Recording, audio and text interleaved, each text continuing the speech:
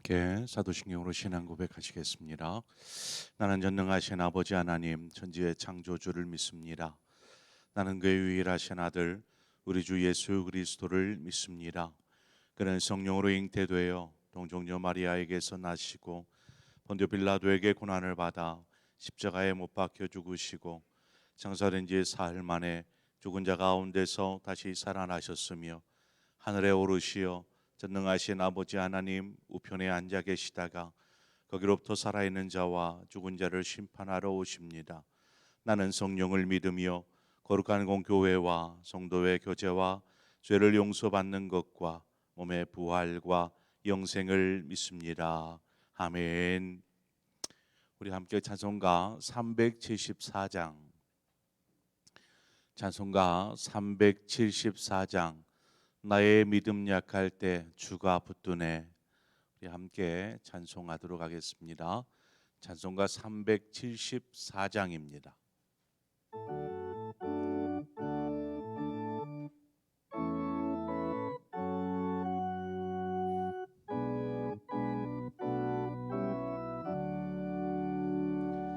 나의 믿음 약할 때에 주가 붙드네. 마귀 나를 꾀일 때에 주가 붙드네. 나를 붙드네. 나를 붙드네. 사랑하는 나의 주 나를 붙드네. 우리 구주 아니며 서지 못하네. 나의 사랑 식을 때에 주가 붙드네. 나를 붙드네. 나를 붙드네. 사랑하는 나의 주 나를 붙드네. 나를 귀히 보시고 항상 붙드네. 구원 모든 사람을 항상 붙드네.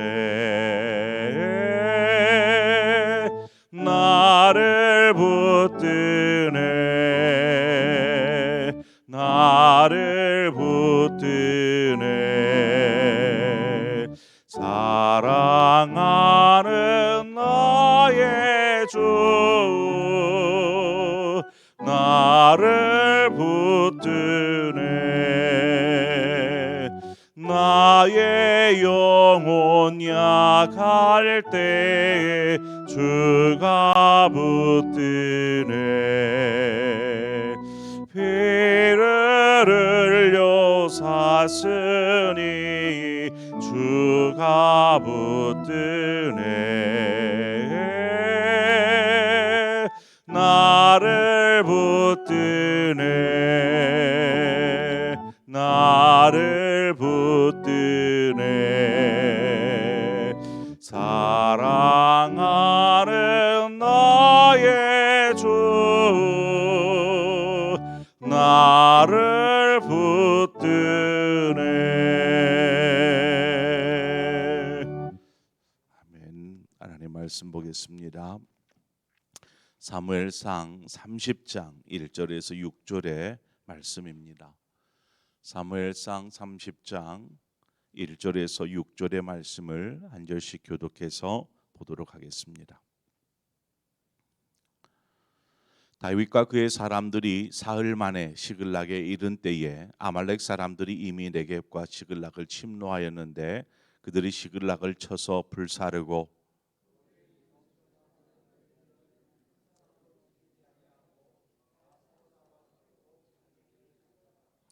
다윗과 그의 사람들이 성읍에 이르러 본즉 성읍이 불탔고 자기들의 아내와 자녀들이 사로잡혔는지라.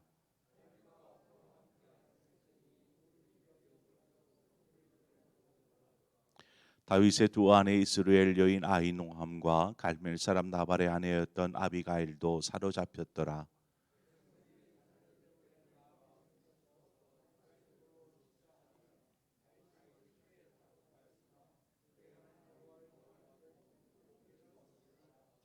아멘.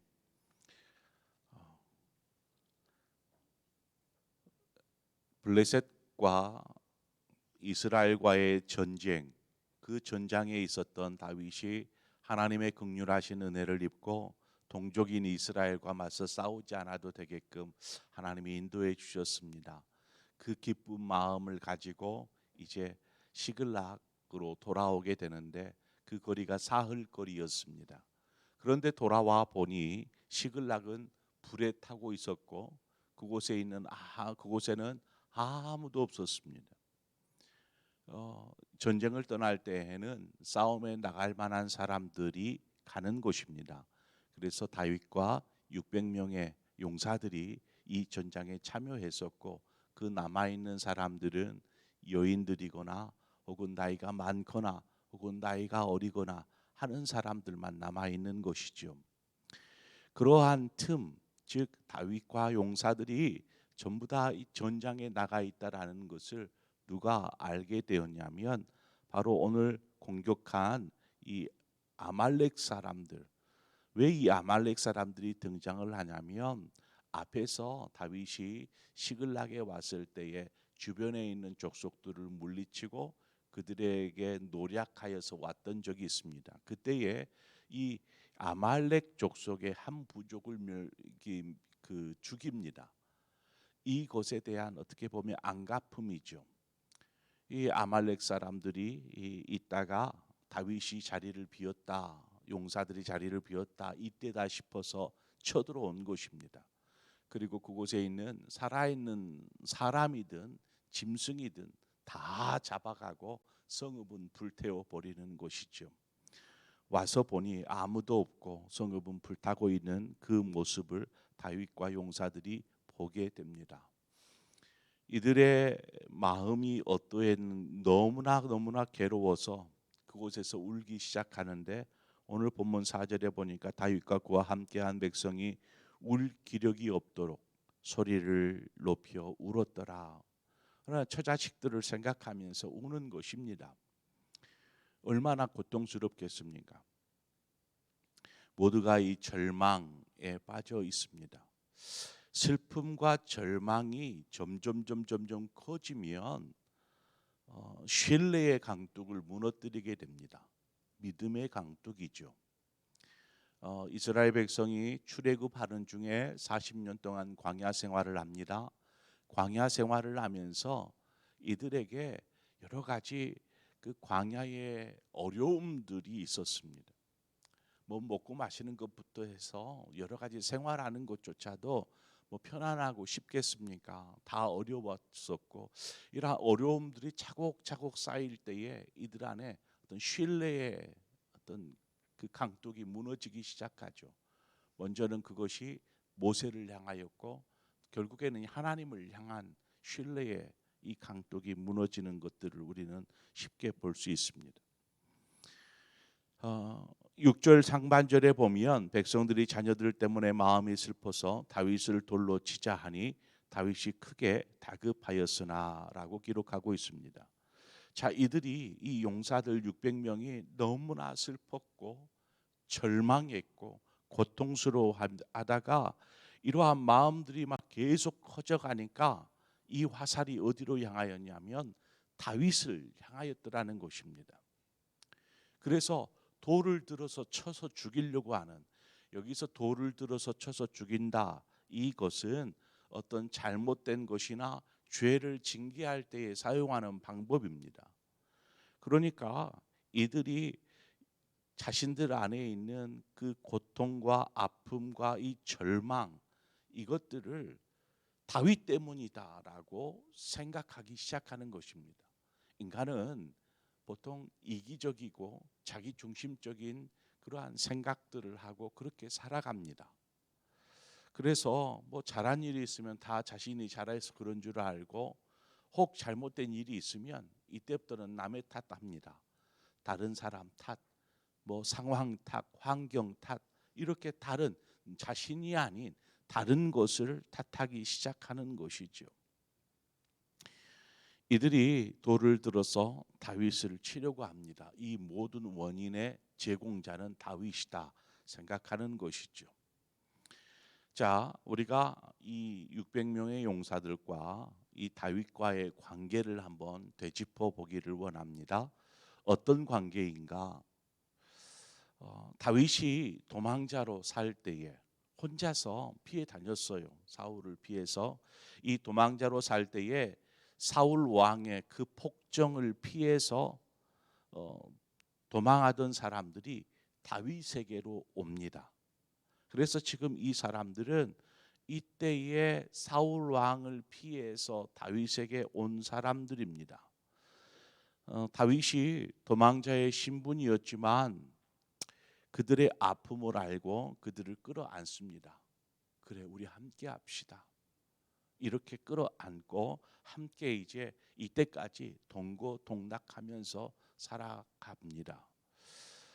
이들이 시글락에 와서, 블레셋 도시인 시글락에 와서 살게 된 이유도 어떻게 보면 이들 때문이었습니다. 다윗이 혼자의 몸이라면 굳이 이렇게 블레셋 도시까지 와가지고 빌붙어서 살 필요가 없죠. 그런데 자신과 함께한 이 사람들, 이 600명의 용사들과 그들의 식솔들, 그러니까 총 뭐 3,000명 가량 되는 이 인원들을 사울을 피해가면서 먹이고 해야 되는데, 이거를 할 수 있는 방법이 이스라엘에서는 도저히 찾을 수가 없었어요. 이곳에 가면 누가 고발해 가지고 사울이 군대를 끌고 오고, 저곳으로 도망치면 저곳으로 누가 고발해서 찾아오고, 안전히 살 수 있는 길을 찾을 길이 없어서 다윗이 그럼 안 되겠다. 이 사람들을 다 안전하게 보호하기 위해서 내가 블레셋으로 가야겠다 하고 시글락이라는 도시까지 오게 된 것입니다. 다윗으로서는 지금의 상황 어떨 것 같아요?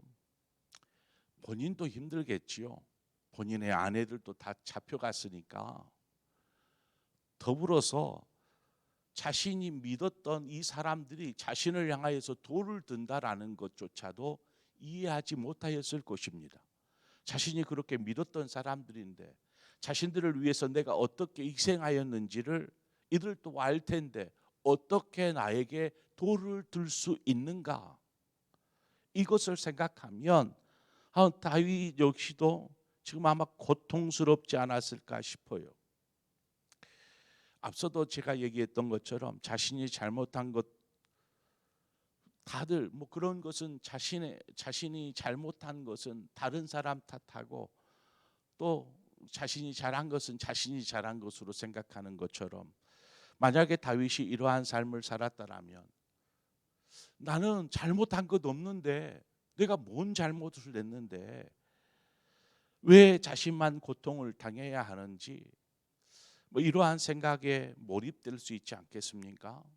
슬픔, 절망, 배신, 이런 것에. 그러면 다윗도 아마 못 버텼을 것입니다.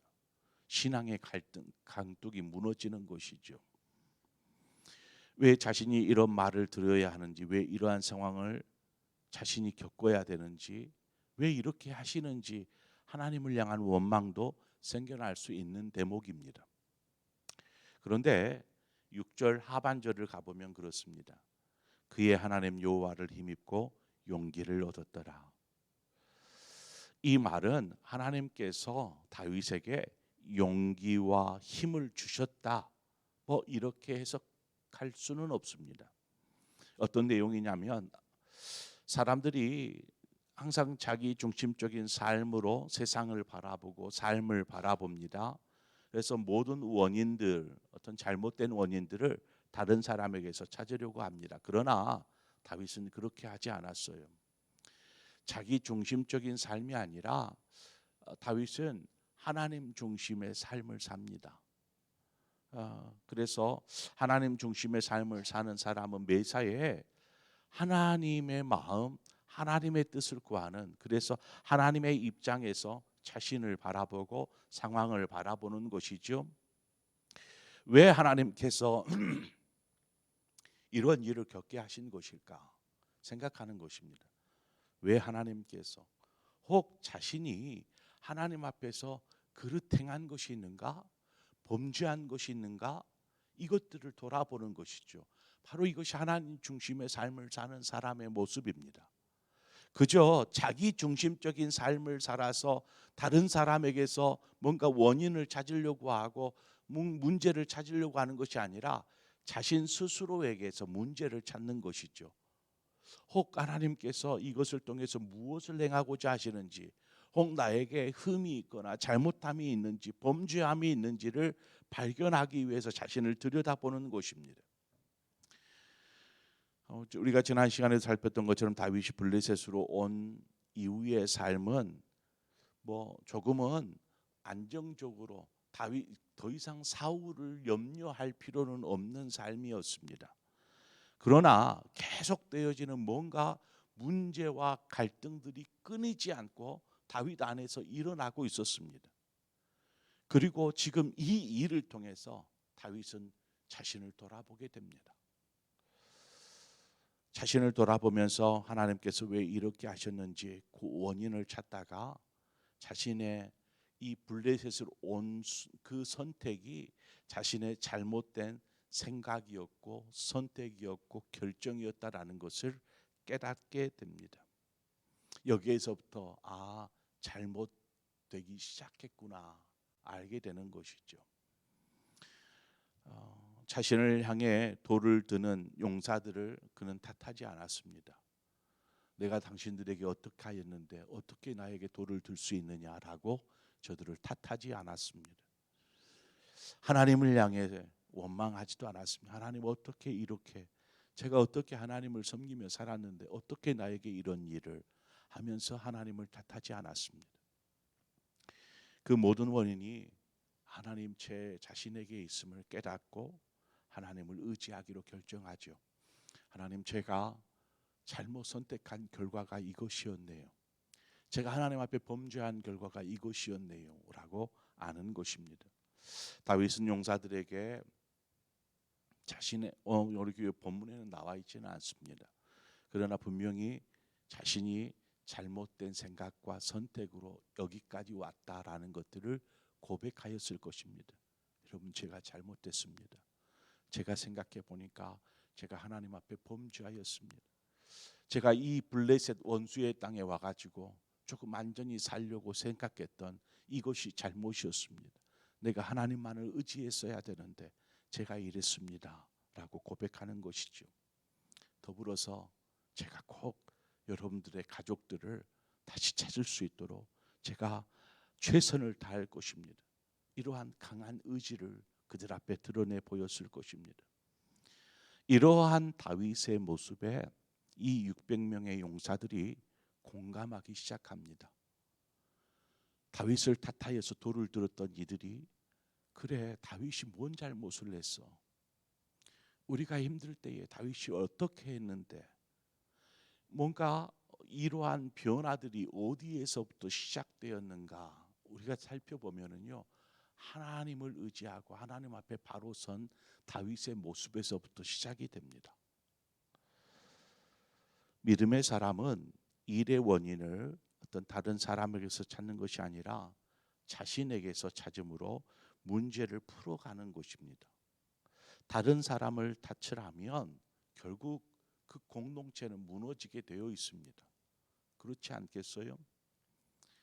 용사들은 다윗을 탓하고 있고 원망하려고 하고, 다윗은 그러한 자신을 향해서 돌을 든 저들을 이제 신뢰도 깨지고 하지 않았겠어요? 그러면 공동체는 어떻게 되겠습니까? 삽시간에 깨져버리는 것입니다.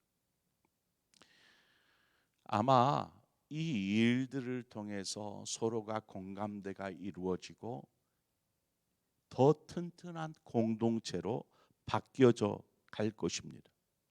하나님께서 베푸시는 오늘 본문에 나오는 힘과 용기는 바로 여기에서 비롯되는 것입니다.